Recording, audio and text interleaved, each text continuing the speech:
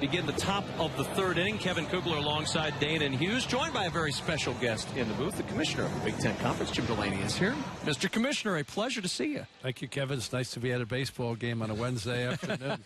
And day. as you arrived at the ballpark earlier, the clouds parted. We got beautiful sun. Congratulations on being able to manipulate the weather here in Omaha, too. Well, thank you very much.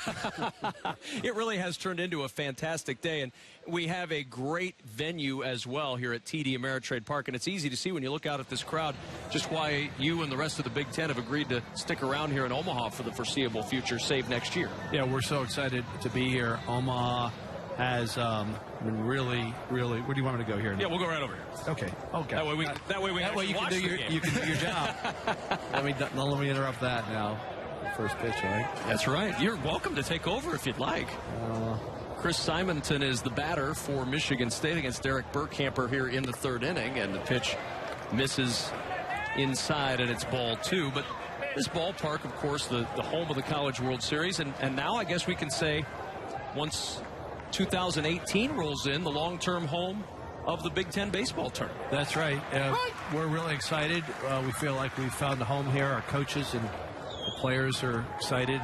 We were here a couple years ago, and we had almost 60,000, I think, over the tournament, and 19,000 in the championship game, which was an NCAA record for a championship game. But more than that, it's just the culture of support for baseball. It's been developed over a long, long time, mostly through, I think, the NCAA College World Series being here. And so we're sort of piggybacking on that a little bit. Nebraska's got a great program, and a lot of times coaches are concerned about the competitive advantage, but I give them a lot. They'll have to throw to first to complete the strikeout, and they do so. And there's one away as Simonton is down on strikes. And I give them a lot of credit because they were unanimous after they had tasted Omaha, I think in 2014, to, can we get back there as quickly as we can to make a commitment? And we did that. And because I think they appreciate what it does for the game and the players and the programs. Yeah, all the kids talk about the atmosphere that they're in and the chance to play in front of all these folks that come in day and day out to this event. It's great for all these teams. Yeah, it really is. You can't help but be impressed by the support the Nebraskans have for college sports in general, the Huskers in particular, and secondarily Big Ten teams. Mm-hmm. And so whether we're in New York or Washington, Chicago, Indianapolis, or Omaha, it's great to see the fans turn out. I think we sold near 10,000 for a first day of the competition, and if we have good weather and have exciting games, I'm sure they'll come out like they did a couple years ago. Partially depending upon Nebraska advancing. You have to be honest about that.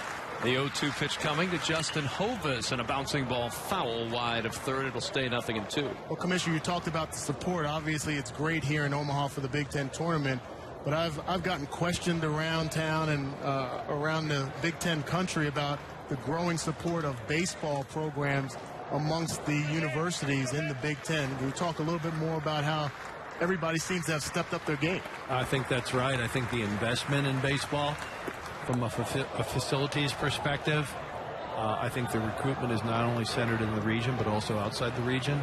I think Big Ten Network has had a big part of this.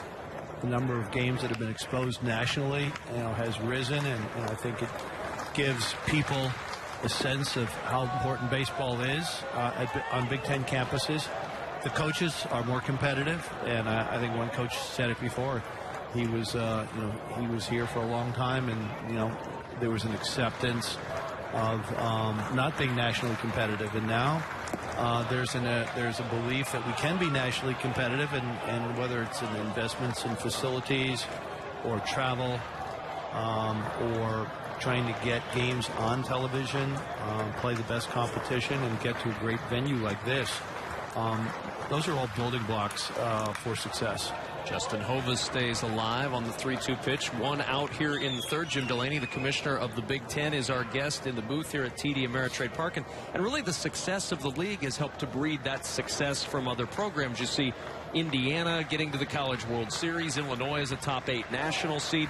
Maryland and Nebraska certainly have Purdue getting into the tournament. I mean, you've just had a litany of success over the last several years for Big Ten schools, and it seems like the other schools in the league see that and say, well, if they can do that, why can't we do that? Yeah, so it's read not, that competition as well. It's not a one program conference. I think all 8 teams here are in the top 100 in the RPI. I think there's probably 5 or 6 that have a legitimate chance to be selected for the NCAA. So it's really come together nicely. I think you just have to attribute it to the players and the coaches and the investments the school has made, but we are not the same conference that we were 10 or 15 years ago in baseball. And that's exciting, to be honest with you. It would have been hard to predict. But I do think that the investment and exposure taken together have given us an opportunity to push forward a little bit. Good decision by Jake Plotzek there on the bunt attempt by Corey Young. He let that one roll foul. Young with good speed had a very good chance of beating that out if Plotzek picks that up in fair territory. Very smart indeed. Jake is known as a very good defensive player at third base for the Cornhuskers, and you can see with the spin of this ball, really not necessary for him to try to throw out the speedy Young at first base. Recognizes it and allows it to go foul.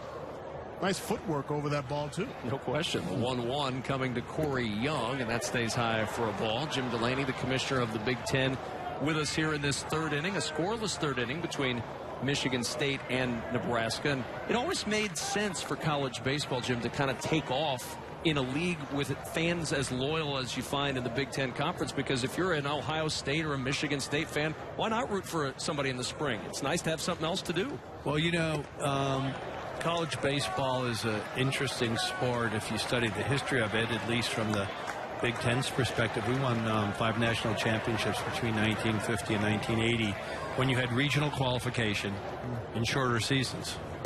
But once you went to, you know, national computer rankings, much longer seasons, it was inevitable that going on the road for the first 2 months of the season will put us at a competitive disadvantage. So we've had to overcome that.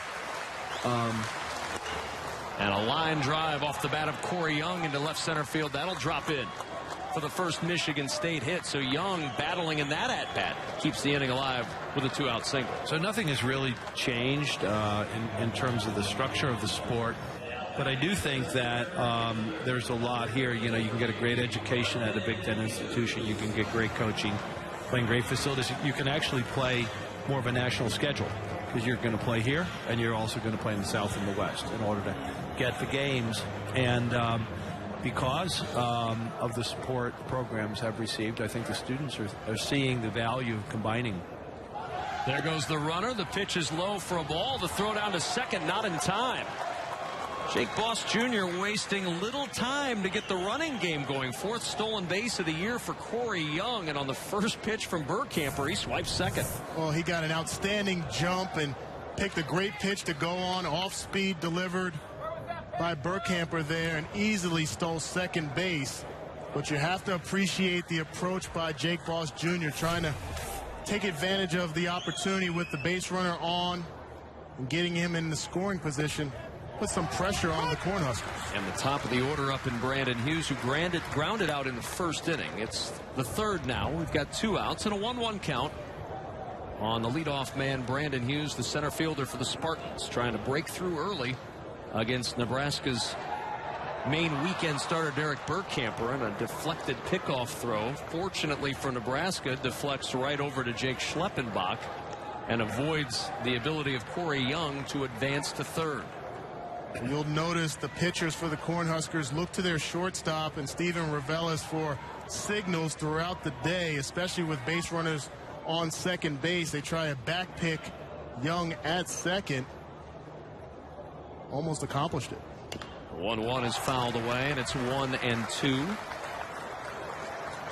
Well, it's awfully fun with Jim Delany up here in the booth, the commissioner of the Big Ten, to see this sport continue to grow. And with now a relatively permanent home for the conference tournament, folks can make this part of their travel plans each and every year. I think so. I mean, like we noted earlier, there's great support by the Nebraska fan base.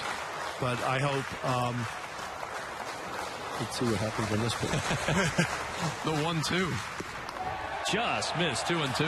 I hope, like Indianapolis or Chicago, that Big Ten baseball fans at each of our campuses think seriously about coming out for a couple days. Stay at a local hotel, go to dinner, come over to the games. What a great weekend it could be. Well, no question about that, and some terrific baseball as well, as Hughes awaits the 2-2 from Burkamper, who checks the runner at second, and the pitch lifted in the air to center field. This should be out of the inning for Nebraska's Bolt, with the wind pushing it around, makes the catch to retire the side. Jim Delany, the commissioner of the Big Ten Conference, thank you so much for stopping in. A real pleasure to see you. Thanks, Kevin. Appreciate it. Yes, thanks, Danny. Appreciate it. We'll step aside. Michigan State and Nebraska still scoreless at TD Ameritrade Park in Omaha.